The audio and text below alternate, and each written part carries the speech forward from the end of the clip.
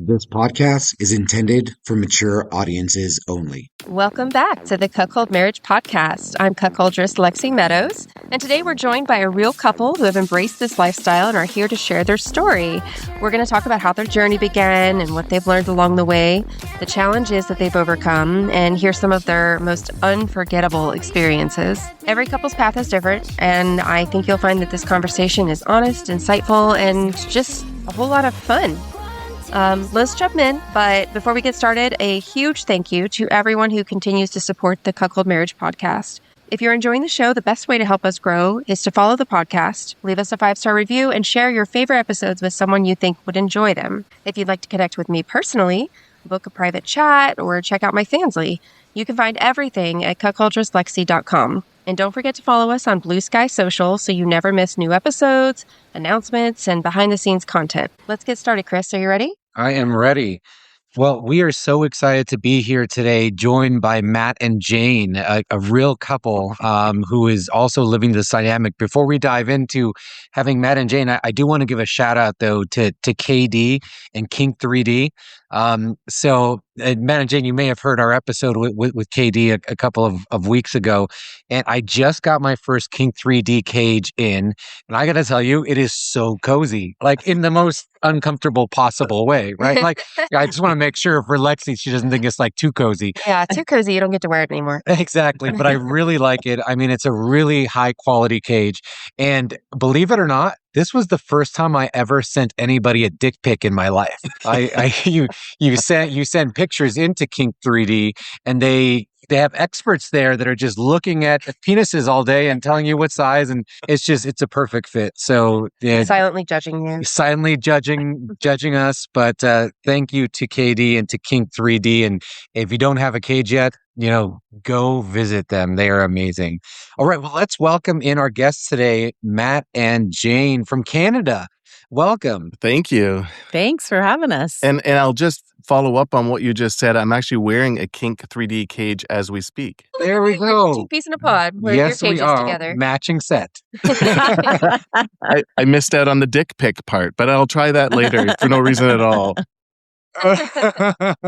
Yeah, it was my first time in my life, but first time for everything.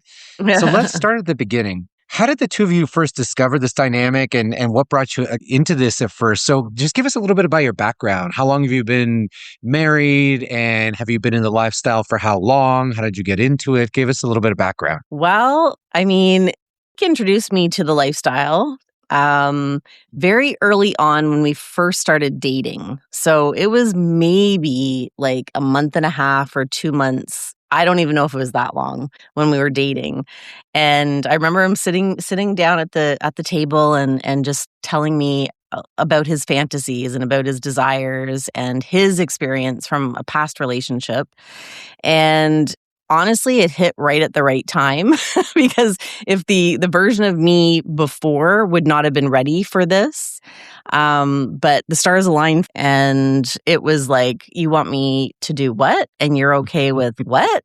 And I was like, all right, let's do this. So with you guys, like immediately just being like, hey, I know we've known each other for 5 seconds, but I'd like to do this. What do you think? Both y'all. So guys, what was the biggest fear that each of you had before taking the leap, and did those fears turn out to be true? Yeah, I think the biggest fear, we didn't feel the biggest fear until after we started the lifestyle, because we were so new into dating that we didn't have the fear of losing each other at that point. And then after a couple of months of Jen dating people and having some encounters, I started to get really nervous. What if I mess this up? Because I really liked this girl. I think she had similar fears. So then we had to put the brakes on it for a little while and get to know each other before we carried on with it. Okay. Yeah, that is a fear because, Lexi, you and I weren't married yet. We weren't even engaged yet. We were. When you came to me with this? Yeah. Are you kidding? I don't even think we were exclusive. Like, it was within weeks or maybe a month tops. Wow. Well, I think by the time we actually did something, we were exclusive, but still, Yeah, we were. that's pretty darn risky. Well, You know, now it's that I think about interesting. it. Yeah, it's interesting because we were not exclusive, and I was in a place where I was like, I don't want to rush anything. I don't want to be attached to anybody. Like I was just enjoying, like there was no titles, there was no labels, there's no nothing. And that's why we had a lot of fun with it initially. I was like all in, having a blast. Matt was loving it.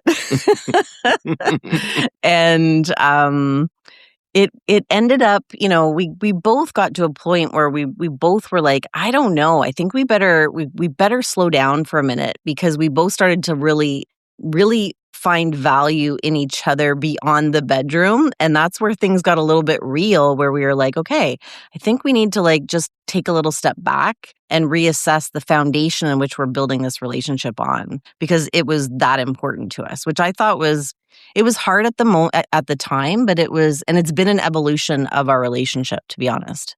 That's really interesting. So when you got to that point, was there a certain conversation that changed everything and kind of brought you back into that dynamic? There Like were how did you go from the pause to let's hit the gas again? I know part of it was me putting the brakes on because I started to get really scared of losing her, because Okay. you don't know when you're first dating, you don't know how into you they are and vice versa, how permanent it's going to be. So I was the one who said I'd really like to slow down. I'm getting scared. I'm getting uncomfortable now. As much fun as we were having in the moment, I was having those fears, that anxiety. which was interesting because, again, he came to me with this, and then he was super confident about it and super excited and all the things, and then it got real in that sense. And it was not hard for me to pull back, and it changed the dynamic slightly. So we've had some twists and turns along the way. Like it was full force, and then it was you pulling back. Then we started to kind of dip our toes back in the water and go to some lifestyle clubs, and start to like talk more about what he was feeling, what I was feeling. And then we'd get right back into things, and then all of a sudden something would happen, and it would be like me pulling back and him being like, no, like, let's go. So it was like this tug of war. It was really this interesting, ongoing experience to really get comfortable with each other and understand each other's needs and our fears, which is part of what I love is the subconscious mind and the reprogramming of the programs that we are all conditioned with. So it's a big topic, and I think it's a really important one is in all aspects of life, but when it comes to the lifestyle, it really does push the button on those insecurities and past experiences and all the things that we all deal with on a regular basis in life. But the lifestyle, I find it amplifies them. That's really great. Like I find it wonderful that you guys both felt comfortable enough with each other to be like, hey, I want to pull back for a second. This is how I'm feeling. And do that, because sometimes what I see is people figure, well, once we've opened Pandora's box, there's no getting out, and there's not even any slowing down, and they don't feel comfortable going to their partner and being like, hey, I'm starting to feel this. Maybe we could slow down a little bit. Maybe we could, lower the frequency or the intensity, or, reevaluate this or that, or try something a little different. A lot of people don't feel comfortable. They feel like, well, we've already come this far. And, that's not necessarily the healthiest thing, to just ignore, that inner voice that's saying, hold on. So it's really great that both of you at separate times had the, the honesty and open communication to, come forth with that to each other. And it kind of also leads me into my next question. Yeah. How has this dynamic changed your marriage, like outside of the bedroom, including communication and trust and intimacy, everyday life? Yeah, it's a good question. I think once you learn how to communicate about the bedroom, about sex, about your preferences, and your partner doesn't shut you down and listens and meets you even part way, if not like jumping on board and getting super excited about it, but even meets you part way and says, well, this is what I'm comfortable with and this is what we can do, then it leads into all that communication outside the bedroom. You can talk about money, you can talk about kids, you can talk about house, like dreams and everything, knowing you're not going to be shut down. That's how I would transfer it. Yeah, I would say like the communication piece. I mean, we've always been pretty good communicators. And what you were talking about is those hard lines sometimes that have to be drawn, where you're not, you have to, even though it might hurt your partner in the moment, be able to talk about it. And that applies in all aspects of life. And when this is where I believe the lifestyle amplifies those underlying issues that may be there in the relationship, it helps you address them sooner if you're both willing to be open and curious about the other partner to. And just because there's a desire or a want, it doesn't mean the other person has to. Because I've heard, there's aspects of the lifestyle where it's like, well, you should be willing to meet your partner if that's what they want. If you love them, you're going to do it. It's like in my world, in the way that I move through, I've had to really take back my power in lots of ways in my life and learn how to set boundaries in my life. And my voice matters and my needs matter as well. So that's something that's really helped Matt and I through this, is being able to say no and have a boundary or be able to draw a line in the sand and still find a compatibility and still find that compromise that works for both of us. And I think that's really important to be able to have that in this dynamic. I completely agree with that. And yeah, I mean, there's so much that you all have just said in the last few minutes that just resonate with me, especially going back to the prior question around, just that, some of the fear around it and some of the start and stop and when things get too real. And then, yeah, I completely agree with you, Matt, around the point, if you can talk about these really intimate conversations around sex, you can talk about almost anything. I mean, there's really nothing that you can't talk about. It's such a taboo subject. And I just know so many married couples, so many dating couples struggle to talk about sex. And even in front of, they go to a therapist and they still can't do it. It's still difficult because it's a tough subject, and it's one that if you're rejected on it, it really hits hard and hits deep. So, having said all that, let's assume that a couple came to you, because this has happened to me actually a couple of times, where guys have reached out through the podcast and actually wanted to talk to me instead of Lexi. And they're usually cucks or guys who are considering becoming a cuck. And they're very close to actually getting it to become to a reality. And then they'll ask me, hey, like, is this the best idea? Like, how is it going to feel? What is going to happen? Am I going to hate myself after? Like, they ask me so many questions, and I give them the good, the bad, and the ugly. So for couples that are curious but terrified to take the first step, what advice would you give them? Well, I know I hear the word, make sure you're comfortable in the lifestyle a lot before you do anything.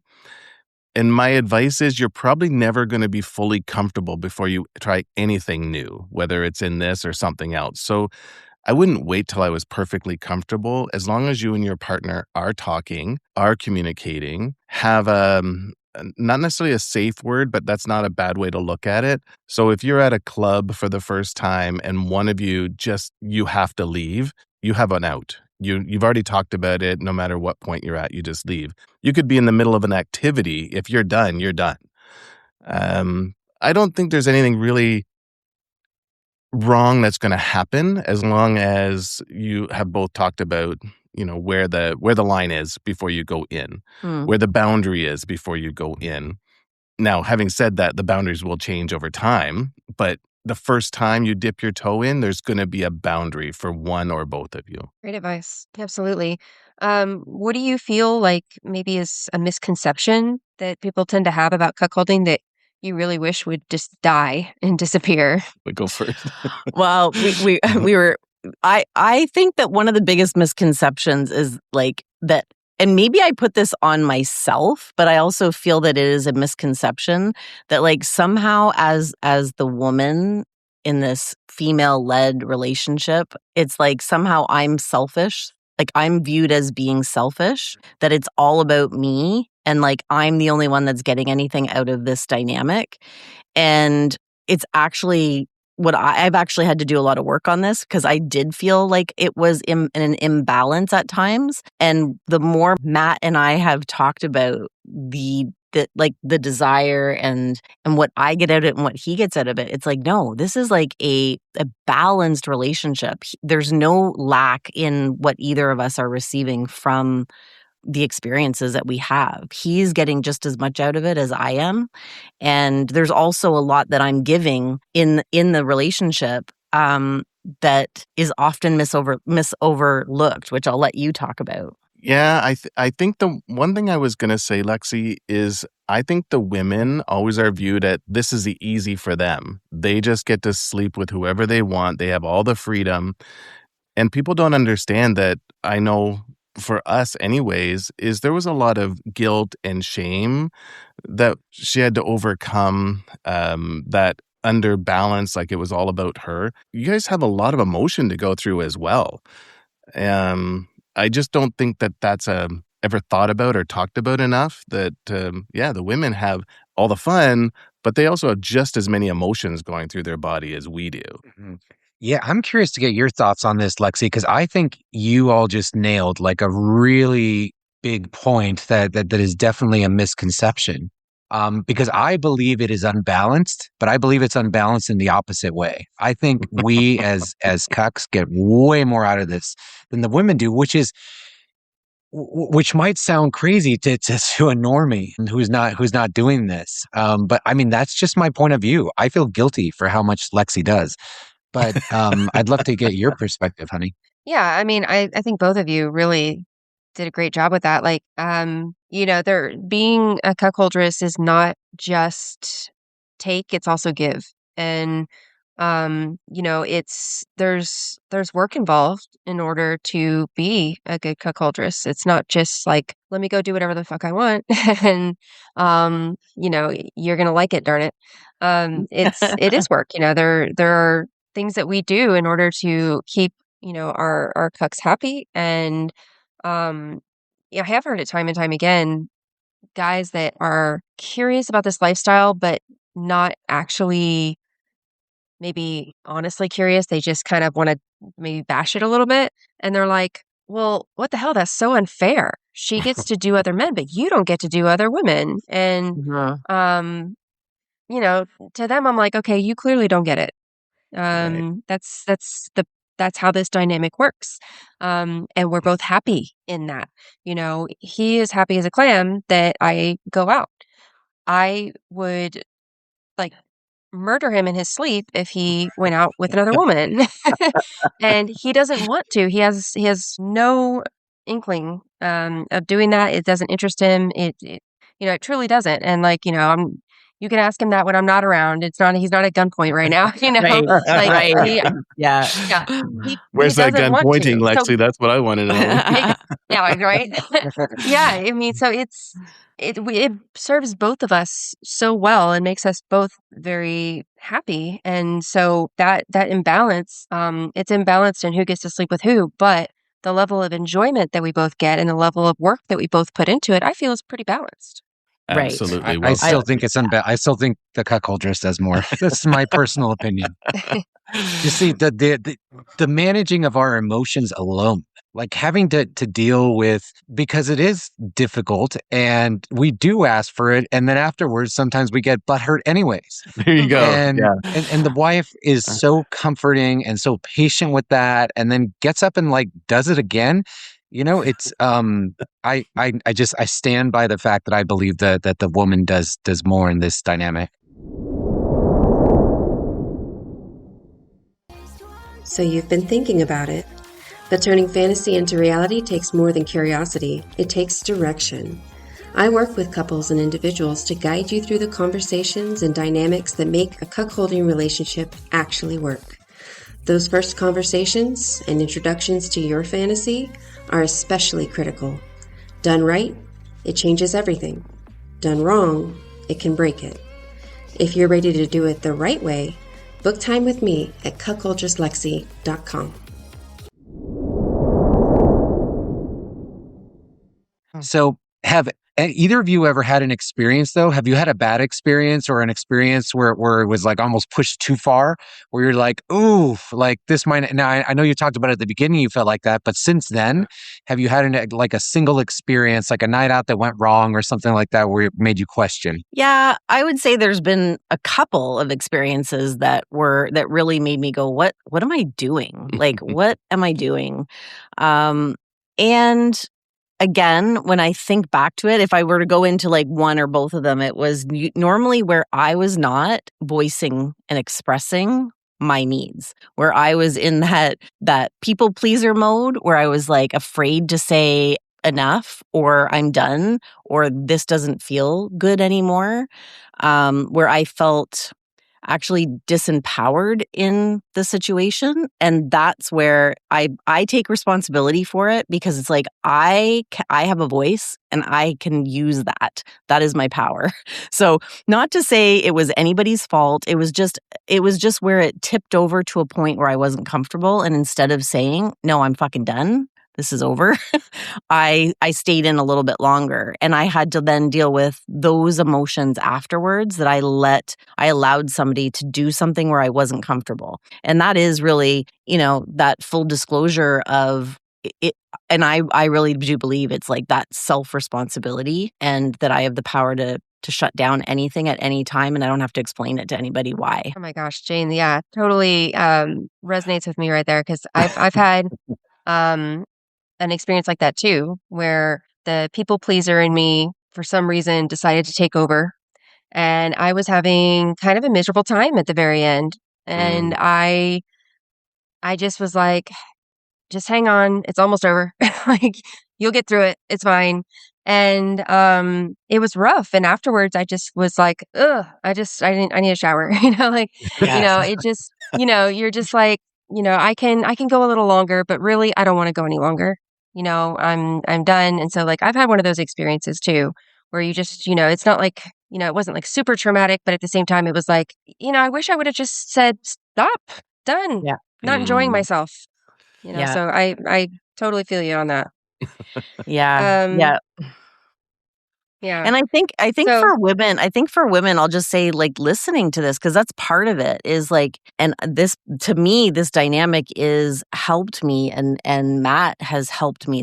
This experience has helped me to really stand in my power and my sovereignty as a woman, to own my body and to voice what is okay and what isn't okay, and inside and outside of the bedroom.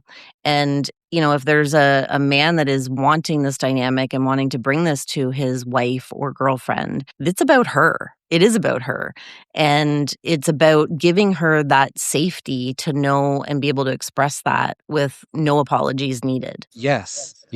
I completely Well agree said. with you. I mean, in my eyes, Lexi is a freaking superhero. Like, I just, and that's how we as cucks view our wives. Like, we put you on a pedestal and we love it. As you should. Yes. So, guys, without naming any names, what's the wildest, or at least your absolute favorite experience that you guys have shared together so far, and what exactly made it so unforgettable? Well, I have a list, but I'll only talk about one or two. I think probably the first experience is always very, very memorable. And when Jane and I were first dating, we weren't exclusive because we were still dating. And I said to her, I would love to see you sleep with another man. And she goes, are you serious? I said, yeah. She goes, so if I called somebody right now, we weren't in the same house at this point. If I called someone right now, you would be okay if I went and had sex with them. I said, yeah, okay. So about a half an hour later, she goes, okay, so it happened. Should I come to you now? I said, yeah. It's a long drive. So 45 minutes later, Jane shows up on my doorstep with the sexiest outfit on, the shortest skirt, the tightest top. And we proceeded to enjoy each other, and all of my cuckold dreams came true. So that has to be my number one experience, because it's the first, and I can go on and on about other ones, but I could do that one over and over again. That's awesome. Girl, I applaud you. Like, you wasted no time. You're like, all right, I got a guy waiting in the wings. Love it. And it was, again, an empowering evening because I remember it was not half an hour. Let me just correct you there. But anyways, there was a lot. Maybe we were half an hour. But it was because I hadn't anticipated coming to Matt's afterwards, but it was such like a rush and so like activating. And I remember driving and going, I'm going to get fucked twice tonight by two different guys. And just being like, this is lit. Like, this is awesome. Yeah. Wait, do you feel like that, Lexi, or are you like it's a chore?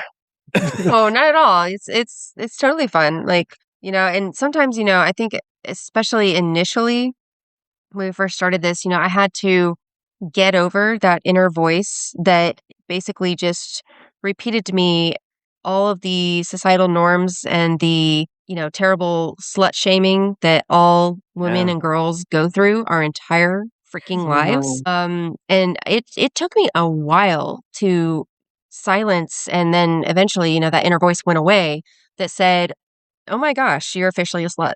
It took a while and to try and wash away that, what's been basically ingrained in us and from society.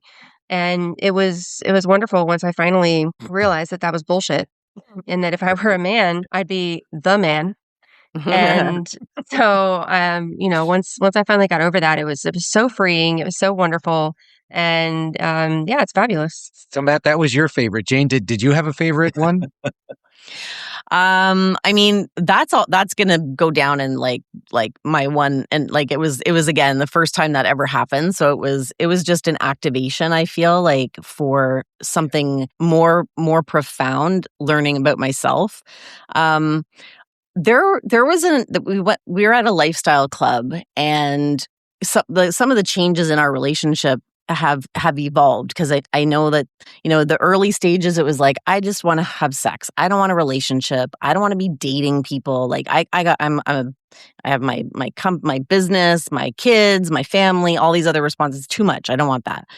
And then I met somebody who I spent a lot of time with for probably about a year or so, and it was incredible. And then that kind of came to an end, and we went to a lifestyle club. This is a long story, but it is part of it because I recognized I didn't want to just have always one-offs. I really enjoyed the relationship. I enjoyed having somebody that I actually knew, and that there was an actual like real connection with that was beyond the bedroom as well, which shocked me because it was like, that's what I thought I didn't ever want. So it's this constant evolution. And we went to this lifestyle club, and I was like, I don't know, like, I don't think I'm gonna, we'll just go and whatever. And there was just this gorgeous man at the bar. And I went up to the bar, and next thing you know, we're going back to the back room, and it was phenomenal. It was incredible. It was Matt was involved, and it was that amplification of everything. It was so hot and so freeing and so empowering. And then Matt and I afterwards went to another area of the club, and what happens for me is something that I don't really talk a lot about, but I'm here, is there's something that happens where I literally am outside of my body. Like it is this, it's almost like a spiritual explosion that happens. And it was another like incredible evening where it was, a beautiful experience with this one gentleman, and then Matt and I being able to go into this other room, and me literally climbing off him and literally going, what just happened? Because it was so incredible. And there's something that happens. So I think, speaking to what Lexi's talking about, when we give ourselves permission to explore this sensual, sexual side of our being, we surprise ourselves at just how this energy flows through us. And it doesn't have to be shamed. It can actually be very, it's love. It's like this connection with ourselves and with another. It's incredible. So that's a long story, but I think it's really it surprised me because I'm kind of more of a shy, timid, okay, I'm here. And then I get to the lifestyle club and I become like this identity of this woman who just is so activated and on. And I like that. I like that it doesn't have to be all the time. And I like that when I'm in those environments, I can completely let go and be held by a man who is supporting me throughout the entire experience. Well said. Yeah, really well said. That sounds a lot like us, actually. Have your boundaries changed over time? Like, did you have boundaries at the beginning around certain things that evolved? I know you were just talking about the emotional side, but Yeah. a lot of times there's physical boundaries. I feel like we blew through our boundaries like on night one. So, what about you all? Well, my boundaries definitely changed. I was mostly just interested in Jane having sex, like just get to the physical part. And I would get really nervous through her kissing or dancing or getting to know somebody. Now it's the exact opposite. The sex is a bonus, but to me, I get the most out of watching the flirting, the kissing, the dancing, the texting back and forth. I'm in heaven. And even I still bug her today about, am I going to see any text come through that I don't recognize? And it's not. So yeah, that's my boundary completely blew out of the water. Absolutely blew out of the water. I want to see multiple occasions with the same gentleman. I don't want to see them even. I want to hear about them, and I want her to get connected. Anyways, yeah. Yeah. Yeah. And I think my boundaries, I don't know, maybe they've tightened even more around, just what I am okay with and what I'm not okay with. And it's working. It's me again saying, no, this is a deal breaker. Like, I'm not doing this, and I'm open to exploring this. So it's one boundary, because I'm very much like, no, I have no interest in watching Mike do anything with anybody. I'm like you, Lexi. It's like, no fucking way. Like, if you touch anybody, like, don't come near me kind of thing. And yet we've had, experiences where, you're kissing somebody or there's some light touching or whatever. And I'm okay with it, which is a boundary that is loosened in that way, where it's like, no, I'm cool with that, but I don't want to watch you having sex with somebody. Like, no, thank you. No, thank you. That's better than me. I don't let you do any of that. If I even look in the direction and there is another woman in that vicinity. Okay, that's a bit of an exaggeration, but yeah. Although you do spot an attractive woman before I do, and then you kind of just clock me just to see if I'm going to notice it as well. Yeah, I don't know if that boundary is ever going to change. No, I'm good with that. I'm okay with that too, Lexi. No problem. Right. Yeah.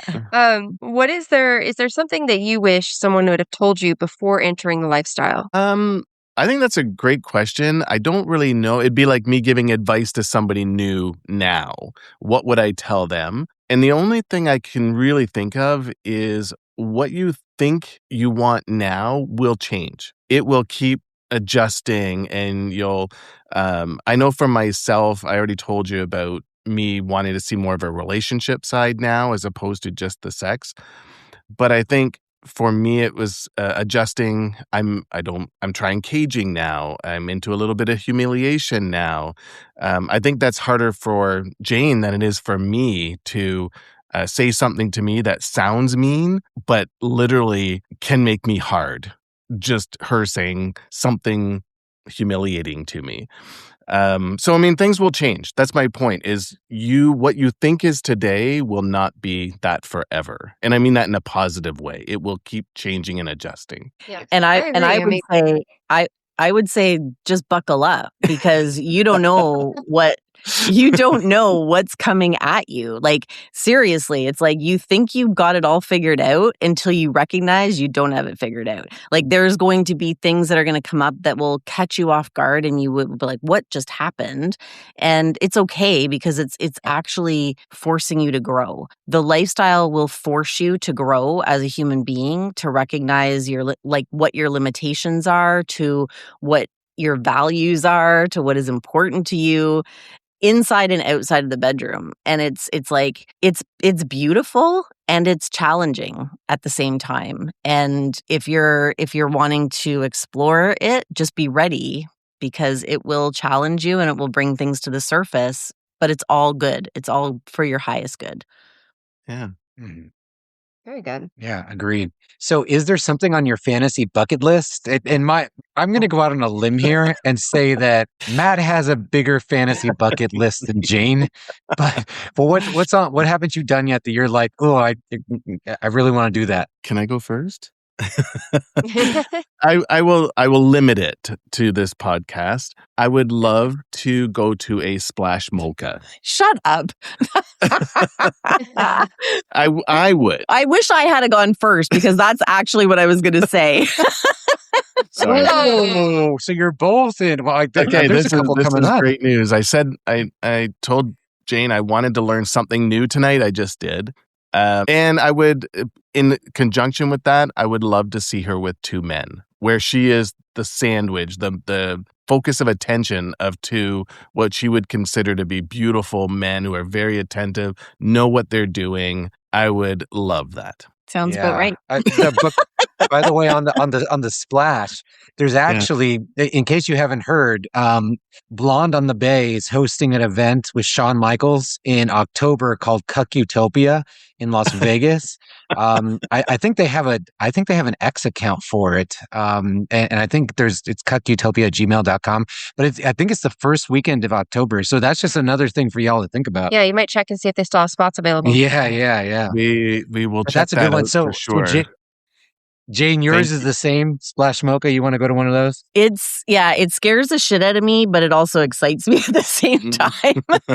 Story of this lifestyle, yeah. Yes. Yeah. Yeah, we haven't gone to one either. And I'd like to go to something like that. I think that would be just incredibly fun. Just an Yes. unforgettable time.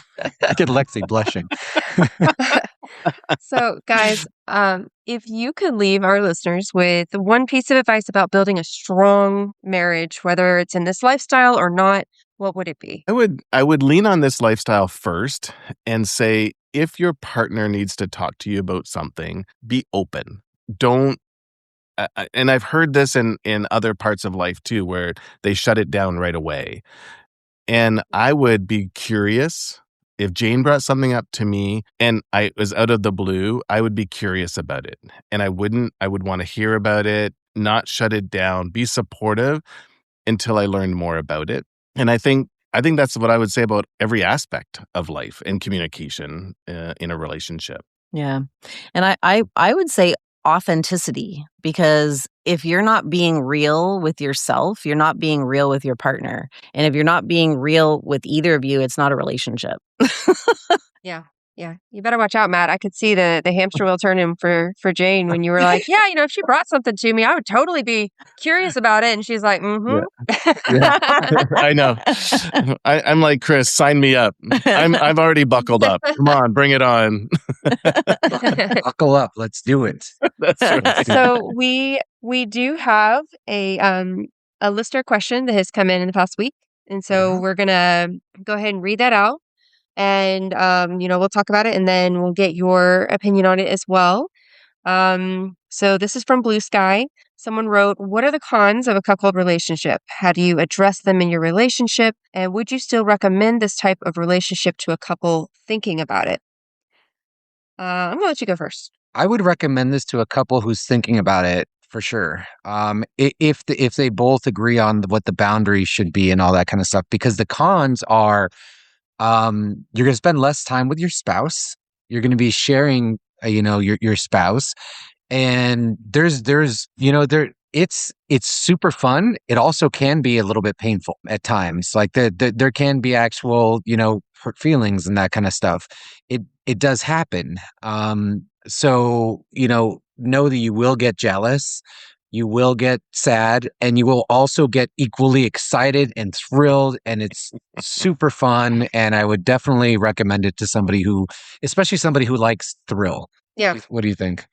I would say, it's a great lifestyle, and being in a cuckold relationship. I think, sometimes, especially, as women, if we agree to this, fantasy that our partner has, because let's face it, it's usually the men that bring this up to us.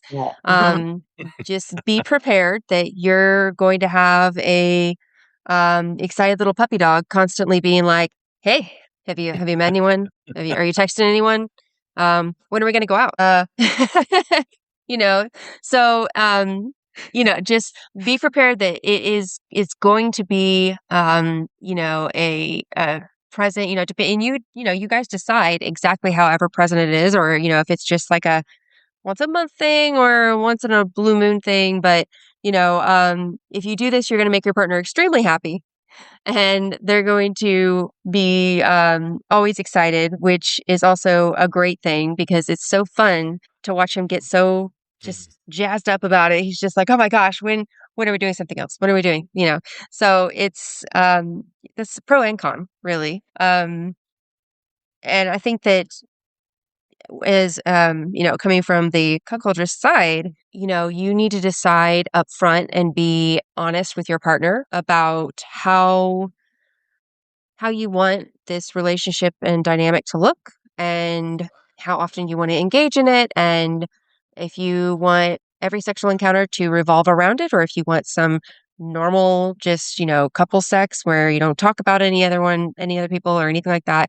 I think it's important to have those boundaries up front. What do you guys think? I'll say right now, and I'm talking to the cuck specifically, is I think it's a pro, by the way. It makes you closer. It makes you talk more. The amount of conversations Jane and I have had, not just about this, but about all of our sex life, is incredible and very healthy. But I would warn the future cuck, you will not stop thinking about this. You'll be at work thinking about it. You'll be on the drive to work thinking about it. You'll be at home at dinner thinking about it. It's constantly on your brain. And you have to be careful not to always spit that out as you're thinking about it, or your spouse will be driven crazy. So be careful with that. But overall, 100%, this is a great lifestyle. Yeah, and I agree with Lexi. Like, there's a lot of, and you don't always know your boundary until somebody's crossed it. And that whole, it's always like the puppy. It's like, I compartmentalize. So it's like, I'm not on all the time, and I'm not in this all the time for me personally. So we've had to learn the balance of like again, I don't want anybody else in our bed tonight. It's just you and me. I don't want to hear it. I don't want to, like, it's just you and me. I need that connection, or else I don't feel satisfied and fulfilled in the relationship. So it's getting to know yourself, and just and I know there's a lot of podcasts, and I love the realness of this podcast because there's so many different dynamics. We're all different individuals. We all have different needs, desires, and wants. And that's where I think being able to express it and say, no, like, it's you and me in the bedroom tonight, and nobody else is coming in. Like, and just having and meeting each other with where we are, and again, being open, but being able to set those boundaries and also have fun with it. Agreed. That's really, really good advice. And that is, and from both of you, and Matt, yes, from the cuck perspective, sometimes you got to just not talk about it anymore. Just let it happen in your head.